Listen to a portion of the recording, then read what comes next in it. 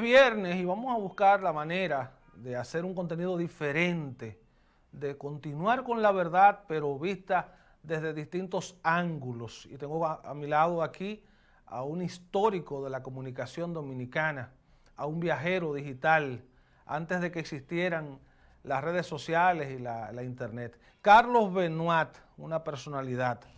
Saludos. Un honor para mí poder compartir contigo y con todos los amantes televidentes este nuevo programa que definitivamente es una alternativa bastante distinta, cumpliendo, por supuesto, Tony, con la labor informativa, pero precisamente con una tónica distinta, más digerible, y yo no sé por qué me eliges a mí en el día de hoy, porque los viernes normalmente huelen a tragos y yo no bebo, pero aquí estamos.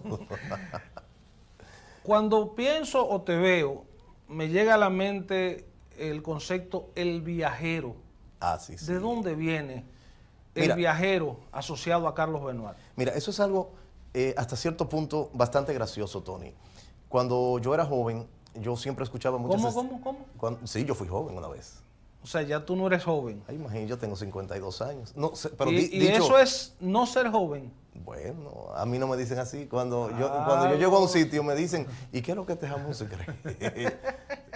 Sí. Viejo rabo verde. Pero dichos 42 se oye un poquito mejor. Ajá. Bueno, pues mira, yo comencé involucrándome en la radio como escucha de estaciones internacionales de onda corta, short wave, que no existía la internet.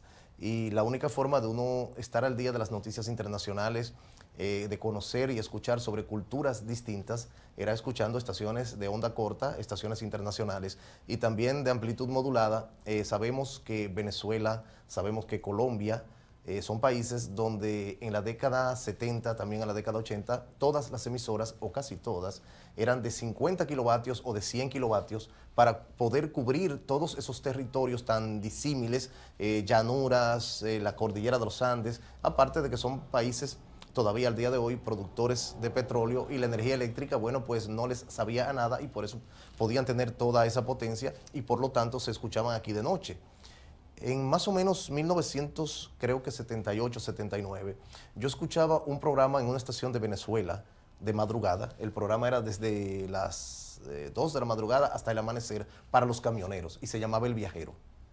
Y la idea era, aquí El Viajero 640, me recuerdo que era 640 kHz en amplitud modulada de la emisora, y a mí se me metió en la mente, para decirlo en un lenguaje bastante coloquial, que algún día si hacía un programa me gustaría que fuese en una idea inspirada en ese mismo concepto. Era una mujer que lo hacía, una locutora con una voz muy dulce, muy sensual. A las 2 de la mañana. Pero sumamente muy bien manejada. Y ella decía siempre, este es el Viajero 640, acompañándote a donde quiera que vayas para que no te duermas. Entonces yo me especialicé en música en inglés, como les decía, música americana, que era música estadounidense o música británica. Y pues cuando se presentó la oportunidad en Radio Amistad FM 101.9, yo tenía varios años ya laborando como animador de música, y Junior McDougall, una de las personas que más hasta cierto punto influenció en mi carrera en ese ámbito, por las oportunidades que tanto él como don José Enrique McDougall en ese ámbito. Por supuesto, yo tengo otras influencias y otras personas a quienes agradezco parte de las oportunidades para que se desarrollara mi carrera. Me dice, los domingos son tuyos, haz lo que se te pegue la gana. Ahí nace El Viajero. Y entonces... ¿Estamos hablando de qué año?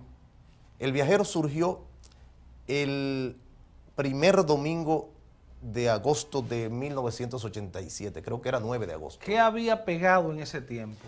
En esa época estaba pegado Duran Duran, en esa época estaba pegado Michael Jackson en la etapa pop, en esa época estaban los grandes grupos y los grandes cantantes de música pop. Ya el rock nunca ha desaparecido, pero en la década 70 todo olía a rock. Entonces ya después de 1979, cuando comienza a decaer la música disco de bailadera, entra la música pop, que viene siendo una balada más rápida con influencias de rock y guitarras eléctricas, y en esa etapa ya eso era música nueva. Yo puedo decir entonces que tú eres un locutor de los 80s. Se podría decir, yo comencé en 1979 con 15 años, pero como locutor, reportero internacional. Yo entro como locutor formal en 1981 en Radio Acción, con un programa cultural. Luego se va a Auxilora y se va a Pedro Rojas, que hacían el programa de música en inglés que se llamaba La Acción Joven, el programa de la 1 de la tarde, muy famoso en Radio Acción en esa época, y porque yo era el único que sabía inglés, yo era un novato. Pero ¿por qué música o canciones en inglés y no merengues de la época de los 80? Porque desde pequeño, que fue la época de oro. A mí eso fue lo que me gustó, pero yo trabajaba animando merengue en Radio Acción y en KB y todo tipo de música, pero uno siempre, Tony, y tú estás absolutamente consciente de ello, uno se inclina por lo que escucha. El que escuchaba bolero, le gusta animar bolero. El que escuchaba merengue y es un bailarín, el que es un salsero de los que se botan bailando, casi siempre cuando llega la locución se inclina hacia la música que le gusta. Yo crecí escuchando música en inglés por, no sé, una tendencia. Recuerdo que la primera canción que yo escuchaba siempre en 1973 era Loving You, de Minnie Riperton, que se murió jovencita de cáncer, y me la encontraba tan dulce, tan distinto a lo que uno escuchaba acá, y eso se fue metiendo en mí, y crecí prácticamente escuchando ese tipo de música, y cuando llegué a la radio, El Viajero entonces es la idea de rescatar la música que no sonaba a diario, que ya era vieja en la década 80. Ya mencionaste a Michael Jackson. ¿Cuál se entiende que es la principal figura de la canción en inglés o anglosajona de esa época? Ya los Beatles habían pasado su tiempo. Pasado su tiempo. Sí, sí. Su grupo de los 70s. Mira, Tony, en un mercado tan grande como el mercado de la música de habla inglesa, es muy difícil de hablar cuál es el más grande o cuál es el mejor. Eso es un concepto mercadológico. Usted es el maestro del momento. Entonces, si decimos que Michael Jackson indiscutiblemente podría ser considerado como la figura más icónica de la música pop, la figura más vendedora, podría ser cierto, pero ¿y dónde queda Elton John?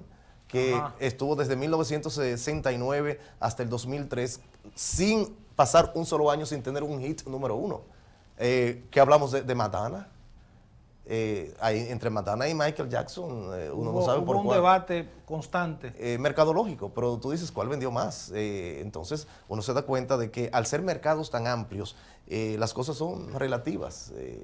Yo no puedo decir que haya una sola figura más icónica, pero en la década 80 definitivamente, si se habla de Michael Jackson como hombre, entre comillas, y de Madonna, son las figuras más icónicas de la década 80. La gente dice que la época de oro en la música en inglés fue la música precisamente de esa década, pero ocurre que en esa época lo que había era más posibilidad, más estaciones de radio.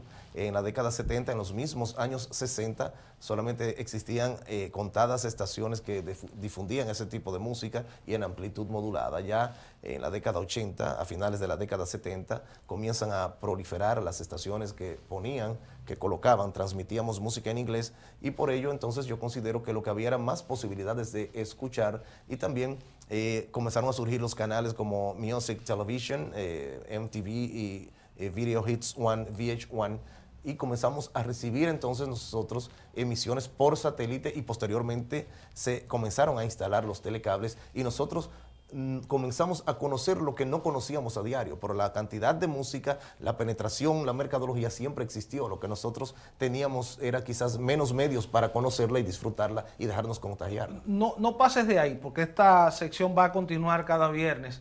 Pásame a la página ahora de la generación de comunicadores de la época. Elocuencia, dicción, cultura. El que no pasaba por ese filtro no podía ser locutor.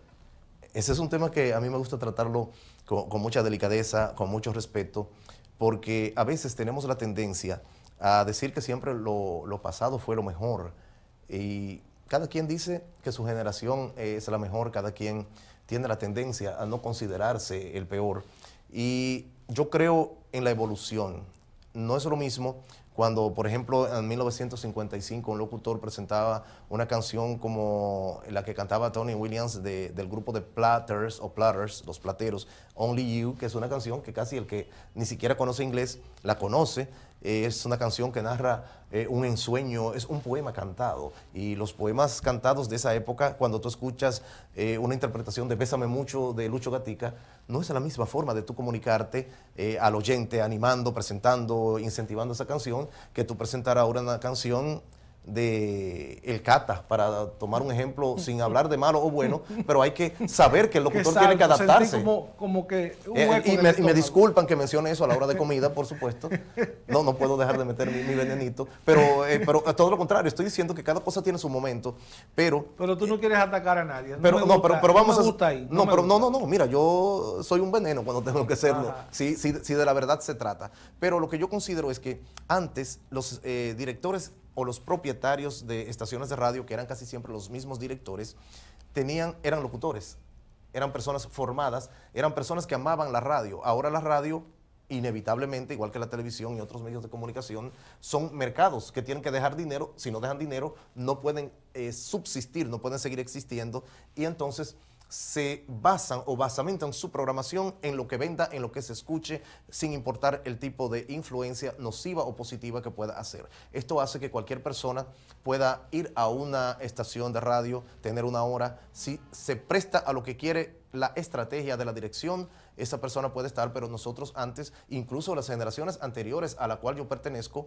si no eran lo que se llamaban una estrella con una dicción, una voz muy profunda, que no es absolutamente necesario, pero era la costumbre. Pero una persona que...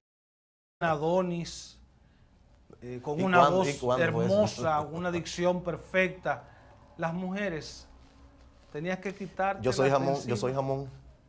Para no decir soltero. Cuando yo digo soy soltero, dicen, ¿y qué es lo que te amo? Él es Carlos Benoit, estará cada viernes con nosotros. Más que un placer. Vámonos para el Cabral Ibáez ahora. Los médicos están en huelga. ¿Qué vaina? ¿Qué vaina? Vamos a ver lo que pasa por allá.